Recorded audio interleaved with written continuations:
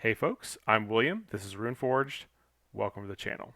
Earlier this week I ran my first ever session of Shadowdark. Specifically I ran the Lost Citadel of the Scarlet Minotaur adventure that's included in the Shadowdark Quickstart rules.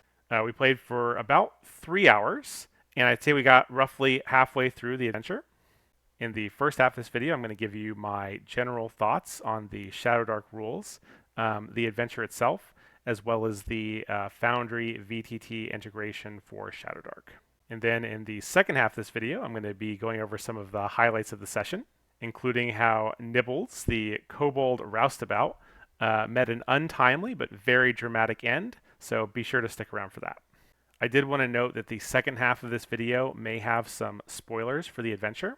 I'll make sure to put a warning up when we get to that point in the video, but I did want to give you a heads up. Overall, the session was an absolute blast, and I think the players had a really great time. In terms of the adventure itself, I think that the group pretty unanimously agreed that it was pretty fun. In particular, I think that several of them really enjoyed like the ancient Greece / Minotaur theme, as well as navigating the labyrinth and the overall atmosphere of the dungeon itself. The combination of the light and darkness rules for Shadowdark combined with the dynamic lighting options in Foundry VTT resulted in some situations where the group got a little bit separated or lost, and that led to some really fun and exciting moments during the game. I think the dungeon layout for this adventure is also really fun, as it gives players the option of several different entrances to the dungeon itself, and there are ways to bypass most of the rooms in the dungeon if the players don't feel like they want to engage with that content or aren't ready to yet. I also think most of the players really enjoyed kind of exploring the ruins and kind of uncovering the history of what happened in this place prior to the adventure getting started. As a general rule, I don't run a lot of like pre-written / published adventures. I predominantly like to homebrew most of my own material, but I found that running this adventure was really smooth from a GM perspective. In fact, I might go so far as to say this is probably one of, if not the best, published module that I've ever run, and will probably end up playing a lot of the other Arcane Library adventures as a result. I was also able to do a lot less prep for this game than I would normally do. In fact, I probably could have run this entire adventure almost completely on the fly, which is not something that I think I would normally be able to do with most adventures. I think the big highlight of the way the adventure was designed were the minimalistic but still very like evocative descriptions and breakdowns of the various different areas in the dungeon. It really does give you just like the perfect amount of information to run the game smoothly without making you read through a massive paragraph of block text. So I really appreciate that. The monster stat blocks are also super concise and make the monsters fairly easy to run. I also really appreciated that while the dungeon was very dangerous and even lethal, there are like several like hidden safety nets that are included in the adventure, and there's fairly good signposting of danger if the players happen to be paying attention. I also really appreciate that the dungeon rewards exploration and careful interaction with the environment.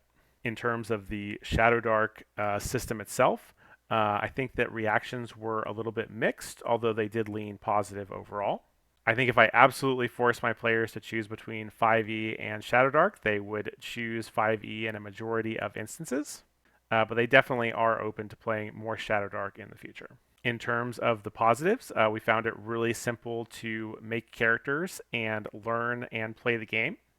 And I also found that despite the relatively low number of abilities that the characters have, each of the characters and classes felt relatively unique.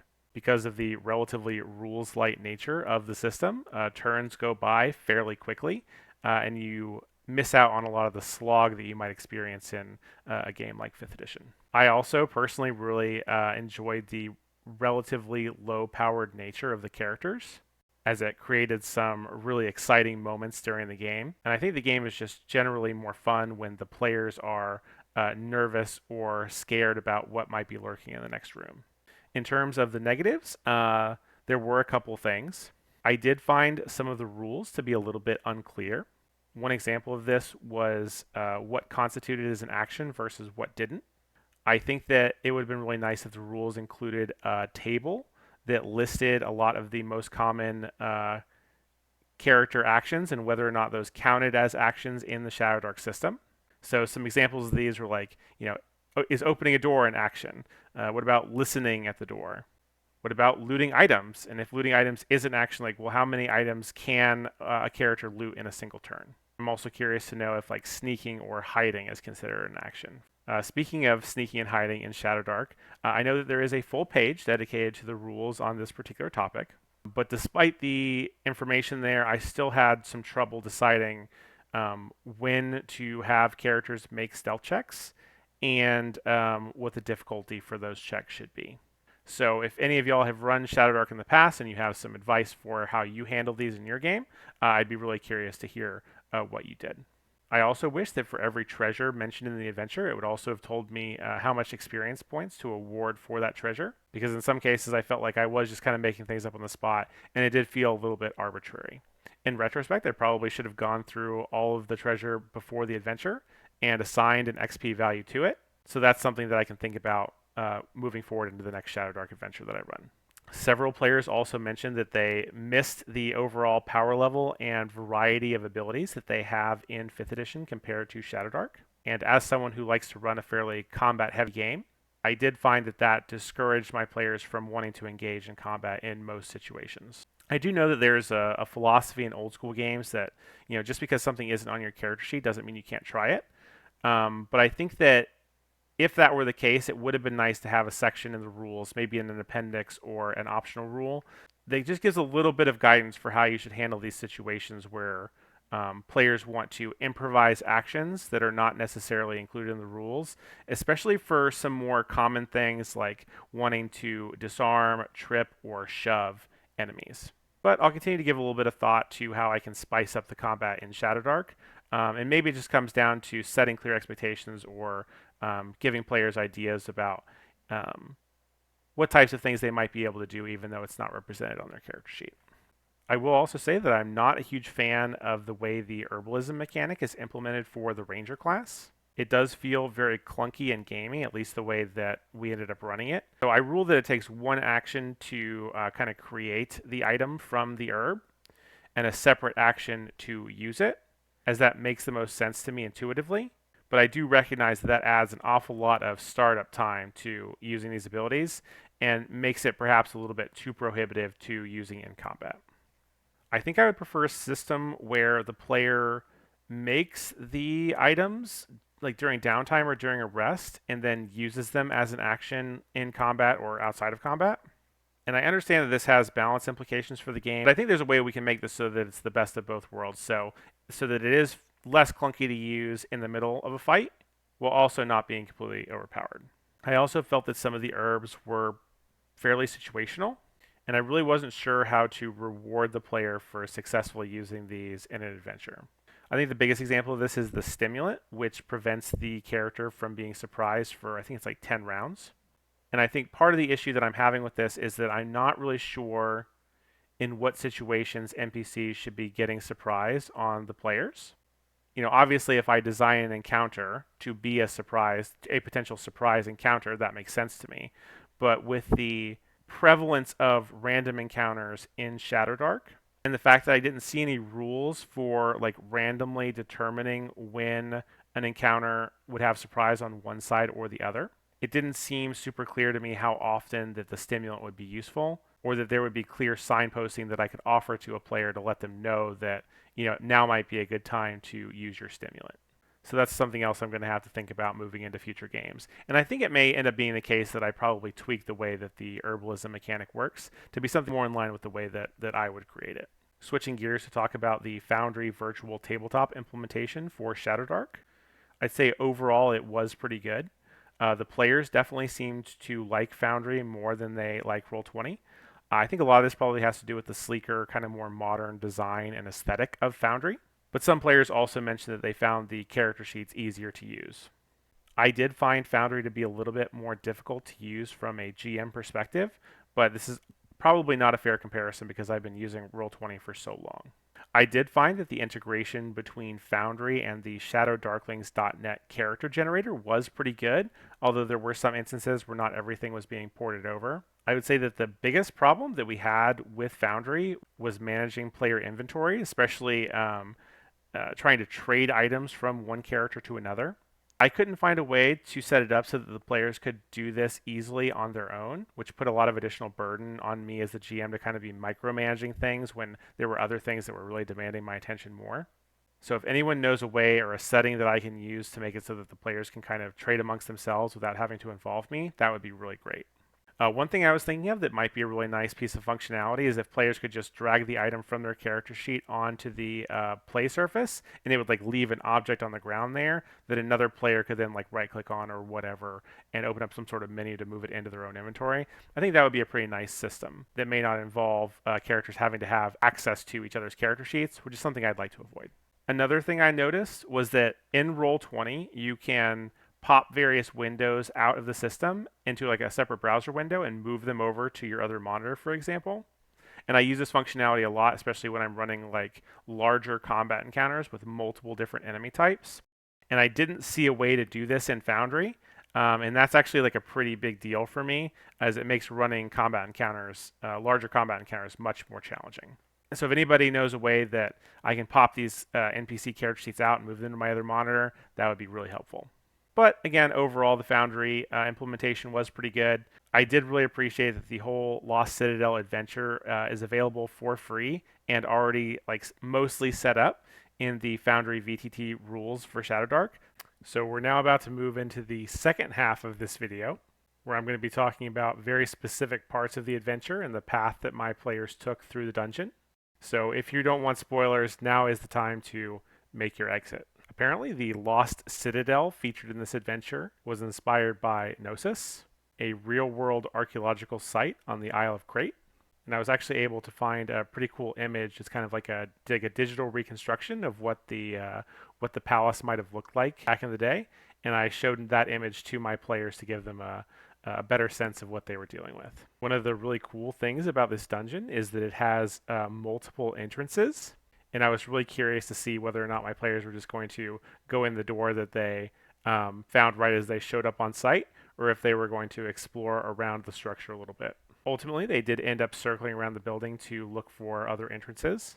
And after a little bit of conversation, they chose to go through the northern entrance. As soon as they entered the dungeon, they immediately went west. And the first room that they chose to enter was room number 25, the training chamber. In this room, there are 5 suits of red-dyed leather armor and a weapon rack that contains bronze weapons that are covered in a rime of dust. And the walls feature countless chips and nicks. The weapon rack carries a variety of mundane weapons and shields, some of which were upgrades for the characters, so they made for a very appealing prize for the players. Unfortunately, touching any of the equipment in this room causes 3 of the leather armor suits to come alive in the form of animated armor and attack the players for 1d4 rounds. This was a pretty challenging encounter for the players.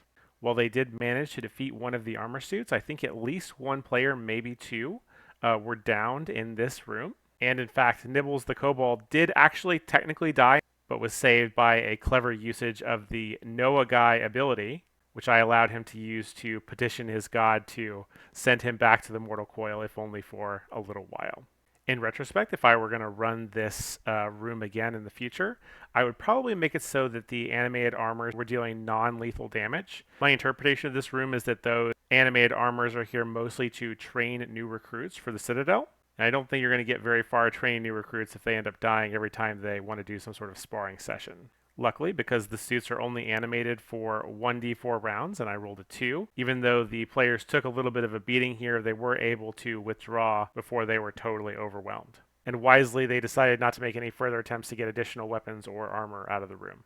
Next, the players continued west into room 26, which is the Hall of Kings. Here there are 3 bronze lifelike statues of 3 different men on raised pedestals. Each one of these statues portrays one of the ancient warrior kings of the Asterochian culture, as well as diadems that each include a pearl that are worth 40 gold pieces each. Unsurprisingly, my players attempted to take the diadems with the pearls and were struck by the statues as they came alive for just a moment to hit the player with the weapon that they were holding.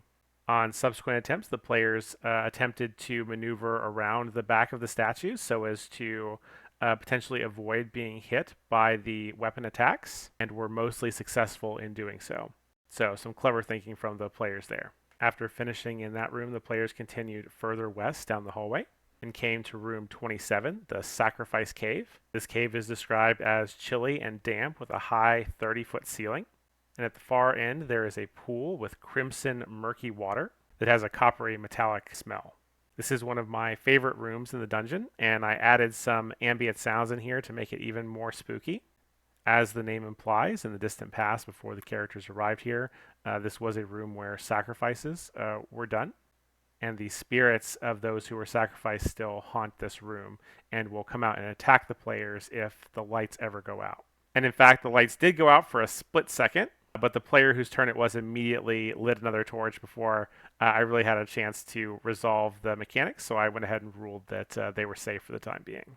There is some really great treasure in this pool, including several magic items. Now, unfortunately for the players, the water in the pool is cursed, and for each round they are in contact with the water, they need to make a DC 12 Constitution check, or temporarily lose 1 point of wisdom until their next rest. And if a character ever reaches 0 wisdom, they become permanently catatonic. Some of the players did wade into the pool to retrieve the items from the bottom, while another used a grappling hook to try and dredge some of the gear out. Overall, however, the threat of the pool proved pretty minimal, and the players weren't really too concerned about getting in there and losing a few points of wisdom. If I were to run this adventure again, I might consider making the pool a little bit more threatening, but I'm not sure exactly how I would do that yet. By this point, the players were running a little bit low on resources and decided to head back out to the exit so that they could try and attempt a rest. However, on the way back out of the dungeon, they did get a little bit separated and, in fact, a little bit lost, which is one of the really cool aspects of running a dungeon crawl like this using the dynamic lighting in a virtual tabletop. And funnily enough, while they were separated, they actually had their first encounter with the titular Scarlet Minotaur. This was a really awesome moment, as one of the players just kind of caught a brief glimpse of the Minotaur as he ran by one of the hallways. And not only was this the first time that the players had seen the Minotaur, it was also the first time they realized that this was in fact a Minotaur that was stalking them through the labyrinth. Even more exciting is that I put an audio cue on top of the Minotaur miniature, so anyone in the nearby vicinity would start to hear various different angry Minotaur noises, and I think that added a lot of fun and excitement to the encounter. As soon as the Minotaur appeared, one of the players who was a little bit separated from the party ended up running back into the training chamber, closing the door, fearing for his life, while the other party members were separated from him on the side closer to the exit. As the Minotaur came up the hallway, I rolled randomly to see which way he would go, whether he would go after the single character that was holed up in the training chamber, or if he would go right after the other members of the party. Ultimately, he did end up going right, and while one of the characters had already managed to escape the dungeon, leaving his friends behind, there were 2 other characters in direct line of sight of the Minotaur. This is where Nibbles the kobold made the very brave decision to stick around and protect his fellow kobold companion, known as Bristle, hoping to distract the Minotaur long enough for Bristle to escape the labyrinth, as it was almost certain that one of them would be slain by the Minotaur. And in fact, the Minotaur did get a very clean charge on Nibbles the kobold and knocked him unconscious with a single attack. But this did buy Bristle enough time to escape the dungeon unharmed. However, at this point, the other character who had been hiding in the training chamber had come out and saw that he was essentially alone now that Nibbles was unconscious on the ground and was in perfect charging range for the Minotaur on the Minotaur's next turn. Fortunately for that character, on the Minotaur's next turn, he rolled a natural 1 on the attack roll. So I ruled that the thief had just barely managed to dodge out of the way, and the Minotaur had kind of plunged his horns into the wall next to him and had gotten them stuck until he was able to pull them out on a successful strength check. So the thief made the choice to leave Nibbles behind and tried to make his way out of the dungeon before the Minotaur could wrest itself free. The Minotaur was able to free itself very quickly, but at that point the thief was already long gone. And while not technically known to the characters, a technical mishap revealed that the Minotaur had dragged the body of Nibbles back to its lair. So within about an hour and a half of starting the adventure, we did have our first character death, but it also created a super fun and dramatic moment. After a rest and the introduction of a new character to the party, a kobold seawolf by the name of Scorch, the party decided to go around to the other side of the structure and enter from the southern entrance. Not long after, they made their way into room number 1, which is the mural chamber. In that room, there are floor-to-ceiling murals painted in vibrant jewel tones and a series of red tapered pillars. In this room, the players discovered the lurking form of Eska the Ettercap, and seeing that she was alone, ultimately decided to attack her. Unfortunately, the Ettercap was able to escape into the next area of the dungeon. So they chase the Ettercap into the next room, which is room 2, the Blinding Cave. And the reason it's called that is because if you go in there with a bright light like a torch, you need to make a DC 12 Dex check, or you'll be blinded by the light of the reflection. And unfortunately for the players, several of them did get blinded, which allowed the Ettercap time to escape. Now, rules as written in this adventure, if Eska is able to escape to this room, there is an ambush set up with other Ettercaps. But that didn't really make sense to me because there wasn't enough time for Eska to get back to her friends in order to set up the ambush. So I chose to just keep having Eska move back towards her companions, and once she got there, then the other Ettercaps would start making their way back towards the players or set up an ambush wherever they were at the time. And these Ettercaps are pretty nasty opponents, and I find it very, very likely that if it had been a direct confrontation between the party and the Ettercaps, that we probably would have seen a TPK or at least several players go down. But luckily for the players, I actually rolled a random encounter right as they were about to engage the other Ettercaps. And that encounter turned out to be 1d4 Ettercaps and 1d8 Beastmen clashing in a bloody melee. And I actually rolled pretty low on the number of Ettercaps and pretty high on the number of Beastmen. So it turned out the party had some newfound allies right as they were about to walk into the trap. And so I actually decided that the other Ettercaps that would have been waiting in ambush further down the hallway would actually end up retreating with the addition of these new Beastmen in addition to the player characters. But overall, a very, very cool moment that would not have otherwise happened unless we were using random encounters, which I don't typically do in other games unless they specifically call for them. And it was also a really cool feeling to be surprised as the GM as a result of using random encounters. At this point during the adventure, we did have one player that had to leave a little bit early. And also, I think I was getting very tired. So I don't think I handled the combat or the aftermath of the battle as well as I would have liked. I probably should have had the Beastmen do a little bit more interaction with the players before the players left, but it really didn't seem like most of the players were that interested in engaging with the Beastmen after the battle was over. So the Beastmen just kind of went along their way. And finally, the players made their way into room number 5, which is the robing chamber. Although I think everyone was pretty tired by this point, so I don't think there was much interaction that happened in this room. And I think that's a really good lesson to me in the future. You know, obviously, since we have a player who had to leave a little bit early, I think we probably should have just called the session there, as that was technically like a high point of the session in terms of excitement because of the huge battle. And also, you know, I could kind of feel the waning energy both from myself and the players. So again, I think it just would have been good to call it a little bit early. But again, overall, it was just a very exciting session. I think in particular, the encounter with the Minotaur could not have gone better even if I planned it. And the characters getting saved last minute by a random encounter was also very, very cool. Although, thinking back, I'm not even really sure that they recognized how much danger they were in, or the fact that the random encounter probably saved their lives. And of course, I'm really looking forward to our next session. There are some really cool and interesting parts of the dungeon that the players have not explored yet, and I'm really interested to see how they deal with some of the things that they're going to find there. I can't wait to see if they have some sort of final confrontation with the Minotaur at the heart of the labyrinth, and if they're able to uncover more of the mystery of what happened in this place. If you'd like to see more content like this, please consider subscribing to the channel and checking out this next video, which talks a little bit how I prepped for this adventure. I think that about wraps it up. Thank you so much for watching, and have a wonderful day. Bye.